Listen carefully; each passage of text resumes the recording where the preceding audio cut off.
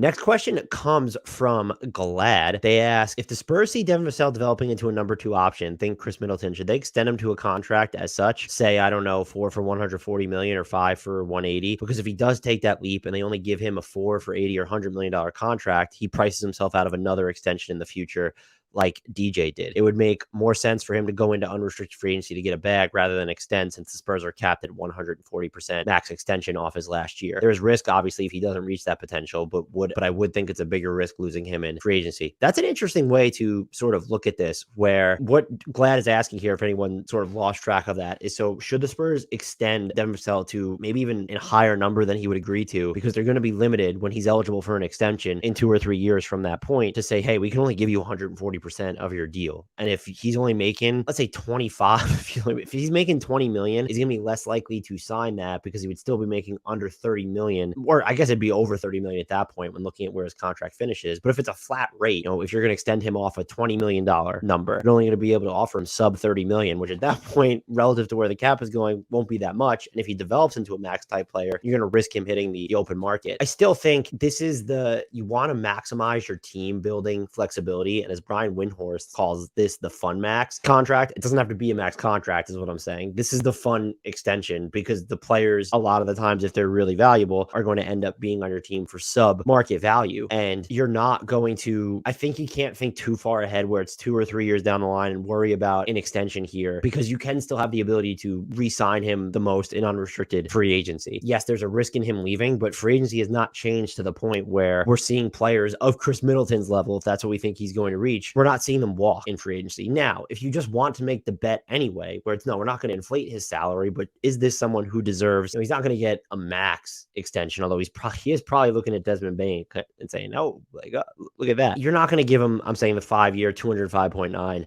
million contract. Could you give him, do you offer him 5 and do you offer him, 4 and, I don't know, 4 and 120, something along those lines? Do you offer him even to go up from there? I don't know. I think you have to believe that he's that player, and that's where you really get into it. And so we're talking about someone who, I think if he wants to meet, and if he's going to be Chris Middleton, he doesn't necessarily need to do this, but sort of the next frontier for him is, I want to see him improve his facilitation and get to the basket more, drum up his free throw volume more, be more aggressive in that regard. But you still look at his entire package, and he was in the 84th percentile of efficiency as the pick and roll ball handler last year. And this is someone who does not turn the ball over a ton in those situations. For everyone who ran at least 100 pick and rolls last year, this is the list of players who averaged over 1 point per possession with a turnover rate of under 10%. We have Jalen Brunson, Anthony Simon, Tyrese Maxey, Jimmy Butler, Kyrie Irving, Monte Morris, and Devin Vassell. That's awesome company to keep. And Vassell ran quite a bit of pick and rolls per game. He had the lowest volume because he missed so much time with injury. Could the Spurs be worried about his durability in his next deal? Perhaps. Still, I just think this is someone,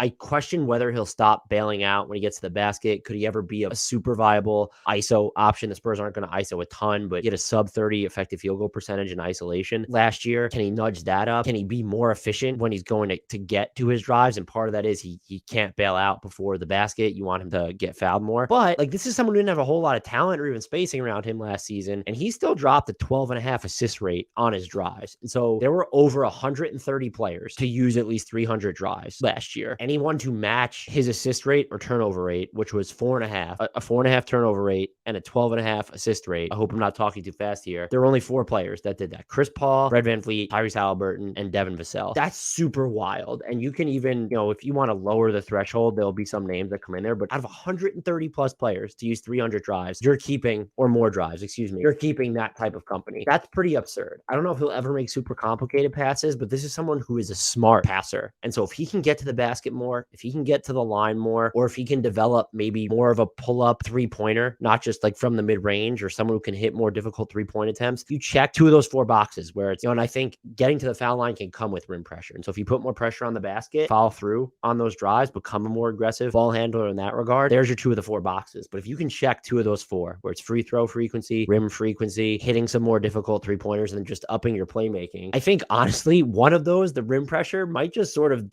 be the domino effect for another two on top of that, the playmaking and the free throw frequency. And so that becomes a big deal. I say all this because, one, I'm incredibly high on Devin Vassell, for anyone who listens to the podcast on a regular basis knows. But two, I would be comfortable if the Spurs went the route of, you know what, we're thinking the way that Glad's thinking here, and we want to ensure that we can extend him off this number to where maybe it doesn't hit his max, whatever it could be at that point, but it's a number that will get him thinking. And so if you want to go, Glad suggests 4 for 140 would be mega aggressive. An average of $35 million a year for Devin Vassell is not something that's super close to his 4-year max right now, is like 4 and 159. So would you do it? I wouldn't.